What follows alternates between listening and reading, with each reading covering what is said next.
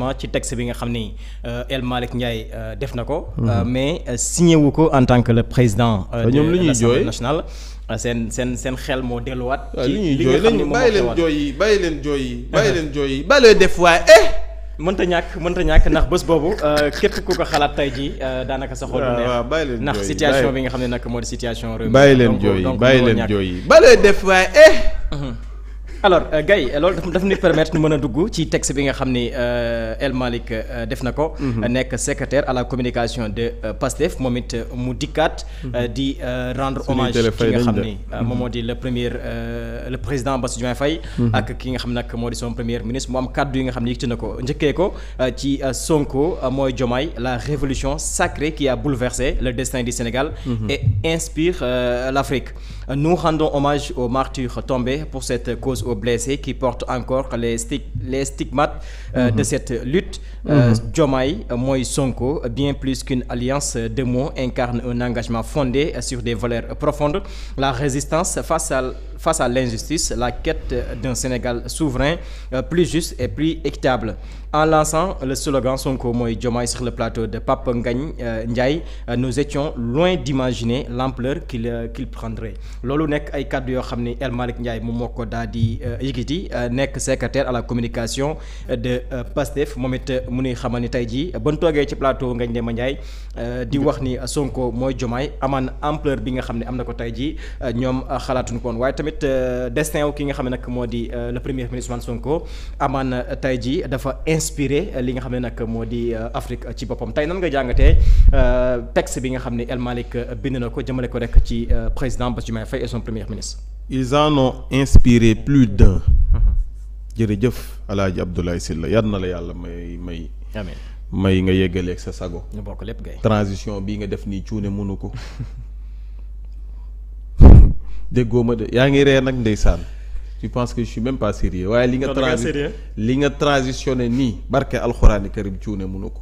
sa tànk laa jaar nag gay bul jógee ci dossier. ñëw ci El Malick Ndiaye texte bi mu bind.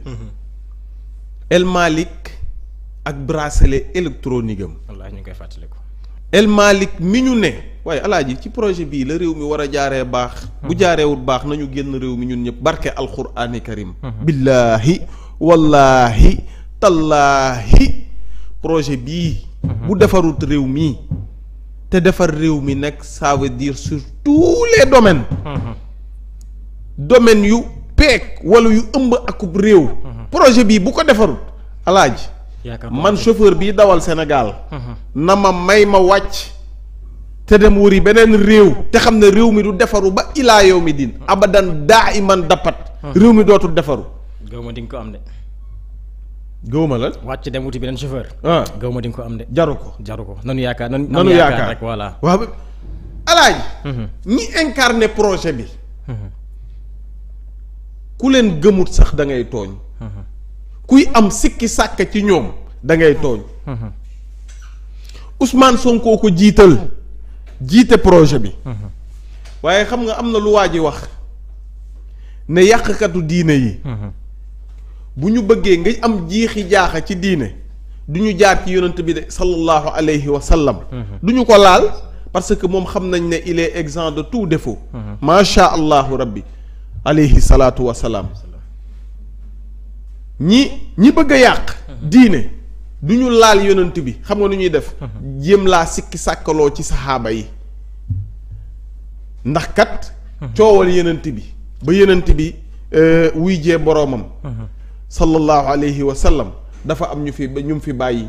ñoom ñoo yor càllale bi li ñuy wax silsila transition bi ñoom ñoo ko yor ba mu yegsi si ñun kon ñoom boo sikki sàkkaa ci ñoom. ñi nga xamante ne ñoom ñooy saxaaba yi boo sikki sàkkaa ci ñoom rek bu ñu la fexee ba nga sikki sàkk ci ñoom rek. dina si la ñuy commencé ndànk-ndànk pour yàq sa diine. moom laay jël exemple boobu laay jël ne saxaaba yi amul sikki sàkk ci ñoom. ndax yàlla du cuune ba mu tànnalee yenent bi jox ko projet bi muy diine. da koo tànnal ay jàmbaaru fakk tëdd. yoo xamante ne amuñu sikki sàkk ne mën nañoo téye flambeau bi. looloo tax indi diine ba mu yegg si fii amul cuune bu ci bokk. projet bi man tamit damaa gëm ne.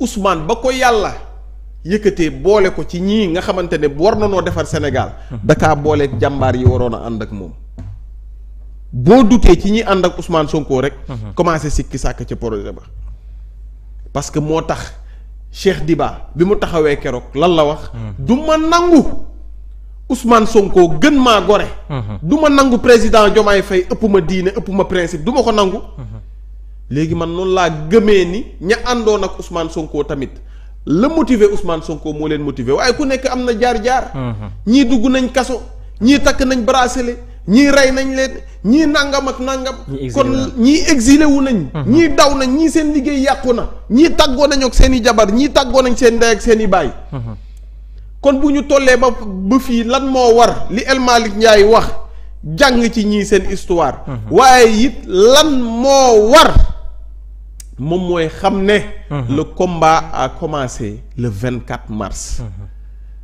bi Bassirou Diomaye Faye faloo la xeex bi tàmbali ku yaakaaroon ne Bassirou bu faloo dama koy bàyyi mu doxal man am naa li ma yàlla may dama doon xeex rek injustice su ma paree damay dem liggéey sama liggéey soxlawuma état soxlawuma nomination soxlawuma dara damay dem toog sama kër juum nga la ngeen doon def ba xeex bi di méttee tey ngeen ko war a gën a def moo tax moo waral textu El Malick Ndiaye bi moom président de l'Assemblée nationale deuxième institution du pays gonek Jolof gi takk nañ ko tànkam ne ko doo génn réew mi wala doo génn sax dëkk bi réew mi dafa bëri parce que doo dem sa dëkk ñu jékki-jékki yàlla jox ko mbirum dem beeg dikk bi loolu ku ci jàngut yàlla da ngaa dof wala lan ci weeru koor la nu dañuy wax waxi yàlla rek waaye yi terre à terre la ñuy misaaloo ndax yàlla kat bàyyiwul dara au hasard El Malick mu ne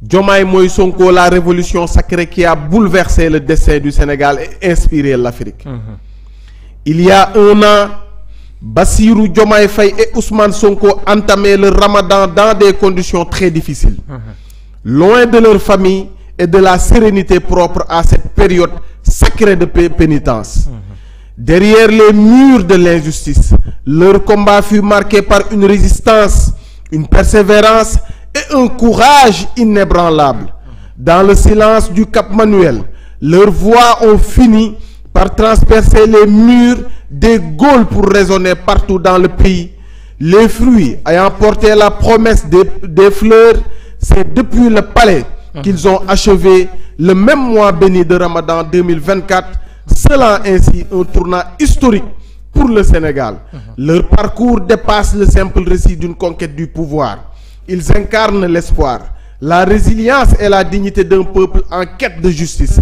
2024 n'était pas une alternance mais une véritable révolution et au-delà du Sénégal c'est toute la jeunesse africaine qui s'est reconnue dans ce magnifique combat pour la souveraineté un combat qui s'inscrit dans une dynamique panafricaine celle d'une Afrique debout maîtresse de son destin refusant désormais les chaînes de l'asservissement et du fatalisme en lançant le slogan Diomaye mooy Sonko sur le plateau de Pape Ngagne Ndiaye nous étions loin d'imaginer l'ampleur qu'il prendrait ce qui semblait être une simple formule a rapidement pris de l'ampleur pour devenir un cri de ralliement la devise de la lutte pour la liberté est le symbole de la détermination pour le changement mais cette victoire n'aurait jamais été possible sans le courage et le sacrifice de celles et de ceux qui ont tout donné pour le triomphe de notre idéal commun nous rendons hommage aux martyrs tombés pour cette cause aux blessés qui portent encore les stigmates de cette lutte à ceux qui ont vécu avec des chaînes aux pieds à ceux privés de liberté à ceux de la diaspora éloignés de leur famille et à tous ceux qui dans l'ombre comme dans la lumière ont contribué à écrire cette page décisive de notre histoire je pense aussi aux avocats sentinelles de la démocratie sentinelles de ce projet l'engagement de tous les patriotes demeure le socle de notre détermination à bâtir un Sénégal souverain juste et prospère Diomaye Sonko bien plus qu'une alliance de mots incarne un engagement fondé sur des valeurs profondes la résistance face à l'injustice la quête d'un Sénégal souverain, plus juste et plus équitable. Cela incarne également une amitié et une fraternité dont les fondements sont la foi, les valeurs qu'ils partagent et la résilience. Ce duo symbolise le renouveau, la rupture avec des pratiques malsaines et un système qui n'a pas su répondre aux aspirations légitimes du peuple. Mais au-delà, ce duo symbolise par ailleurs l'éveil d'un continent, la promesse d'une Afrique unie, forte et solidaire. Panafricains engagés, la lutte que nous menons est aussi une lutte pour une Afrique débarrassée de la prédation et restaurée dans sa dignité et son honneur. Notre vision commune dépasse les réformes institutionnelles et porte une transformation profonde, celle d'une vision individualiste vers une vision d'ensemble. Dans un pays qui croit encore aux idéaux de justice et de dignité, à travers notre combat commun, nous nous engageons dans une transformation portée par un élan d'unité et de solidarité. Sonko Diomaye, ou le sens de l'engagement, un engagement qui rejoint celui des leaders et des peuples africains, épris de liberté, conscients que l'avenir du continent repose sur la souveraineté économique, politique et culturelle. Cet engagement s'inscrit pleinement dans l'esprit du Ramadan, un temps de prise de conscience, de sobriété et de dépassement afin de bâtir un pays pour plus équitable et un pays plus juste, plus équitable et pleinement souverain. Et au-delà, une Afrique debout résolument, qu'Allah protège le Sénégal, Amen. Qu'il protège l'Afrique. Amen. El Malick Ndiaye lan la wax secrétaire national communication Pastef les patriotes. Lii mooy kaddu yi nga xamante ne moom la El Malick Ndiaye bind. ma ciy jàngat nag lenn mooy lii Ousmane Sonko waxoon barki démb ba muy jàkkaarloog ñi nga xamante ne ñoom ñoo nekk syndicaliste yi ba muy wax sax nee na si il a utilisé la notion de travailleur ne ñi nga xamante ne ñoom ñooy travailleurs yi. ba pare sax ne travailleur du kenn ki nga xamante ne moom mooy fayeeku weer bu dee. waaye képp koo xamante ne daal da ngay kii ci dara. da ngay yëngatu ci dara. man tamit ma ne ko travailleur sax sori na loolu. waaye nañu wax notion de citoyen mooy ki nga xamante ne bëgg na réew mu baax. bëgg na réew mi génn ci guuta dugg ci ngëneel. li Ousmane Sonko waxoon keroog moom laay rappeler. combat bi le 24 mars 2024 la tàmbali. li fi xew yépp li fi jaar yépp Jomaay dugg ci koor génn ci koor dem ca palais ba. koor gi mu nekk ci kaso bi. koor gi ba laataa moo jeex mu nekk président de la république loolu yëpp dañ koo war a seetaan mu nax saay.